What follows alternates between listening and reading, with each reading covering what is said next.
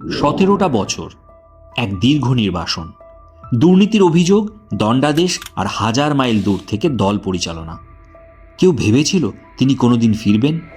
কিন্তু 2026-এর ফেব্রুয়ারি পাল্টে দিল সব সমীকরণ। লন্ডনের নির্বাসন থেকে সোজা বাংলাদেশের প্রধানমন্ত্রীর মসনদ। এটি যেন কোনো সিনেমার চিত্রনাট্যকেও হার মানায়। তিনি তারেক রহমান, কিন্তু এই প্রত্যাবর্তন কি শুধুই ক্ষমতার বদল, নাকি এক নতুন তারেকের জন্ম? এক সময় যার নামে উঠেছিল মৌলবাদ ও দুর্নীতির অভিযোগ, আজ তিনি কথা বলছেন ধর্মনিরপেক্ষতা আর আধুনিক গণতন্ত্রের। নিজের ইমেজ কি সত্যিই বদলে ফেলেছেন তিনি, নাকি এটি শুধুই হোয়াইট ওয়াশ?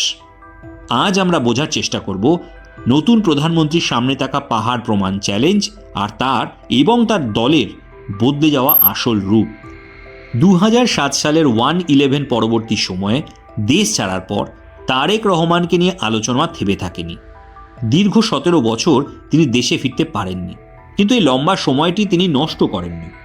লন্ডনে বসে প্রযুক্তির সাহায্যে দেশের তৃণমূল স্তরের মানুষের সাথে যোগাযোগ রাখা এবং দলকে ঐক্যবদ্ধ রাখা ছিল তার বড় সাফল্য।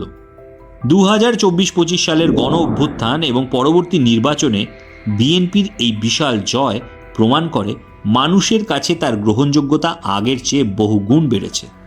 কিন্তু প্রশ্ন হলো, এই জয় কি আওয়ামী লীগের প্রতি ঘৃণার ফল, নাকি তারেক রহমানের নতুন ভিশনের জয়? বিএনপির নির্বাচনী ইশতেহারে এবার আমূল পরিবর্তন লক্ষ্য করা গেছে। তারেক রহমান ঘোষণা করেছেন বাংলাদেশকে মেরামত করার 31 দফা, যেখানে দ্বিকক্ষ বিশিষ্ট সংসদ, প্রধানমন্ত্রীর ক্ষমতার ভারসাম্য এবং ধর্ম বর্ণ নির্বিশেষে নাগরিক অধিকারের কথা বলা হয়েছে। এমনকি হিন্দু ও অন্যান্য সংখ্যালঘুদের নিরাপত্তায় তিনি নিজে মন্দিরে গিয়ে প্রতিশ্রুতি দিয়ে এসেছেন, যা আগে বিএনপির চরিত্রে খুব একটা দেখা যায়নি। এটি কি আন্তর্জাতিক মহলকে খুশি করার জন্য ইমেজ মেকওভার, নাকি 17 বছরের নির্বাসন তাকে সত্যিই একজন উদারপন্থী নেতা হিসেবে গড়ে তুলেছে? তারেক রহমানের সামনে সব থেকে বড় চ্যালেঞ্জ হলো তার অতীতের রেকর্ড। 2001 থেকে 2006 সালে বেগম খালেদা জিয়ার শাসনকালে জেএমবির উত্থান, 21শে আগস্টের গ্রেনেড হামলা এবং সংখ্যালঘুদের ওপর অত্যাচারের কালো ছায়া এখনও তার পিছু ছাড়েনি। ভারতের সাথে সম্পর্কের তিক্ততাও ছিল চরমে। সমালোচকরা বলেন, জামায়াতের সাথে জোটবদ্ধ হয়ে বিএনপি যে উগ্রবাদের বীজ বুনেছিল তার দায় তারেক এড়াতে পারেন না। আজ তিনি ক্ষমতায় এসে কি পারবেন সেই মৌলবাদী গোষ্ঠীগুলোকে নিয়ন্ত্রণে রাখতে, নাকি দল ভারী করতে আবারও পুরনো পথেই হাঁটবেন? প্রধানমন্ত্রী হিসেবে তারেক রহমানের জন্য অ্যাসিড টেস্ট হবে কূটনীতি। ভারত সবসময় তারেক রহমানের নেতৃত্বাধীন বিএনপিকে সন্দেহের চোখে দেখেছে। অন্যদিকে আমেরিকা ও ইউরোপ চায় বাংলাদেশে একটি স্থিতিশীল ও মানবাধিকার সম্মত সরকার। তারেক রহমান ইদানিং ভারতের প্রতি নমনীয় বার্তা দিচ্ছেন, বলছেন পারস্পরিক শ্রদ্ধার ভিত্তিতে সম্পর্ক হবে। কিন্তু দিল্লির সাউথ ব্লক কি তাকে বিশ্বাস করবে?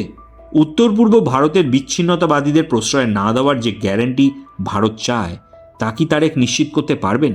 বাংলাদেশের অর্থনীতি এখন খাদের কিনারায়। মুদ্রাস্ফীতি, ডলার সংকট আর ভেঙে পড়া ব্যাংকিং খাত ঠিক করা তারেক রহমানের জন্য হিমালয় জয়ের সমান। পাশাপাশি রয়েছে গত 15 বছরের প্রশাসনের রন্ধ্রে রন্ধ্রে ঢুকে থাকা আওয়ামী প্রভাব দূর করা। কিন্তু দেশবাসী ভয় পাচ্ছে অন্য জায়গায়। তারেক কি উন্নয়নের দিকে আদৌ নজর দেবেন, নাকি শুরু হবে প্রতিশোধের রাজনীতি? যদি বা আবারও হাওয়া ভবনের মতো কোনো সমান্তরাল শাসনকেন্দ্র তৈরি হয়, তবে বাংলাদেশের স্বপ্নভঙ্গ হতে আর সময় লাগবে না। 2001 থেকে 2006 বাংলাদেশের ইতিহাসে হাওয়া ভবন ছিল এক সমান্তরাল ক্ষমতার কেন্দ্রবিন্দু। বনানীর সেই বাড়িটি থেকে পরিচালিত হতো আস্ত একটি রাষ্ট্র। কোনো সাংবিধানিক পদে না থেকেও তারেক রহমান ছিলেন অঘোষিত সর্বাধিনায়ক। তার বিরুদ্ধে অভিযোগ উঠেছিল সমান্তরাল প্রশাসন চালানোর, যেখানে সচিবালয় বা পিএমও নয়, গুরুত্বপূর্ণ সব ফাইল সই হওয়ার আগে যেত হাওয়া ভবনে। মন্ত্রীদের নিয়োগ থেকে শুরু করে বড় প্রকল্পের টেন্ডার সবই নিয়ন্ত্রিত হতো এই কেন্দ্র থেকে। এছাড়া অভিযোগ ছিল 10% সাম্রাজ্যেরও, বা মিস্টার 10%। তৎকালীন সময়ে অভিযোগ উঠেছিল যে কোনো সরকারি কাজের জন্য নির্দিষ্ট কমিশন দিতে হতো হাওয়া ভবনের আশীর্বাদ পুষ্ট সিন্ডিকেটকে। বিদ্যুৎ খাত থেকে শুরু করে খাম্বা কেলেঙ্কারি সবই ছিল এই ছায়া শাসনের ফসল। এমনকি 21শে আগস্টের গ্রেনেড হামলার ষড়যন্ত্র এবং জঙ্গি গোষ্ঠীর উত্থানে হাওয়া ভবনের প্রশ্রয় ছিল বলে পরবর্তী তদন্ত ও আদালতের রায়ে উঠে আসে।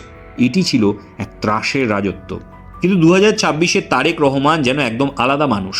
তার প্রচার, ভাষণ আর ইশতেহারে অতীতের সেই দুর্নীতিবাজ যুবরাজ ইমেজের কোনো চিহ্ন নেই।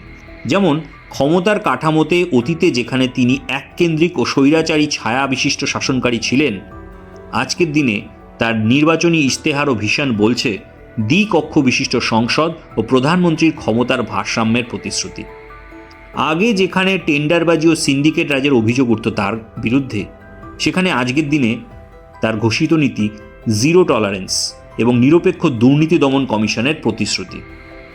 আগে তিনি মৌলবাদ ও জামায়াত ঘেঁষা রাজনীতির জন্য কুখ্যাত ছিলেন, কিন্তু তার এখনকার অবস্থান বলছে ধর্ম যার যার, রাষ্ট্র সবার, অসাম্প্রদায়িক ও রেইনবো নেশনের ঘোষণা তিনি করছেন। আগেকার পররাষ্ট্রনীতিতে তার প্রতি ভারত বিদ্বেষ ও বিচ্ছিন্নতাবাদীদের মদত দেওয়ার অভিযোগ ছিল।